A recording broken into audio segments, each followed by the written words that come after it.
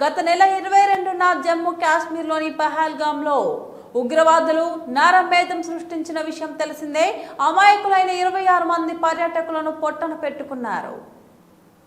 ఈ పాశవిక దాడికి ప్రతీకారంగా భారత ఆపరేషన్ సింధూర్ పేరుతో పీఓకేతో పాటు పాకిస్తాన్లోని ఉగ్రవాద స్థావరాలపై విరుచుకుపడింది. భారత బలగాలు జరిపిన మెరుపు దాడుల్లో 100 మందికి పైగా ముష్కర్లు హతమయ్యారు. దీంతో రగిలిన పాక్ వెంటనే భారత ఆర్మీ సదుపాయాలు జనావాసాలు టార్గెట్ గా దాడులు చేస్తుంది.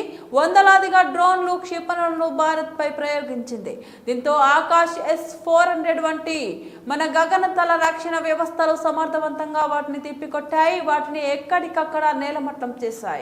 ఈ క్రమంలో పాక్ మిసైల్స్ ను డ్రోన్లకు సంబంధించిన సకలాలు చెల్లా చెదురుగా పడ్డ వీడియోలు భారీ ఎత్తున సామాజిక మాధ్యమాల్లో హల్చల్ చేశాయి.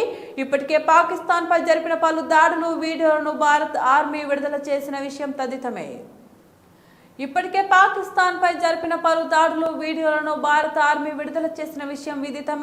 తాజాగా పాక్ క్షిపణులు ఎలా కూల్చారో తెలిసేలా వెస్టర్న్ కమాండ్ ఎక్స్ గతంలో ట్విట్టర్లో ఓ వీడియోను పోస్ట్ చేసింది.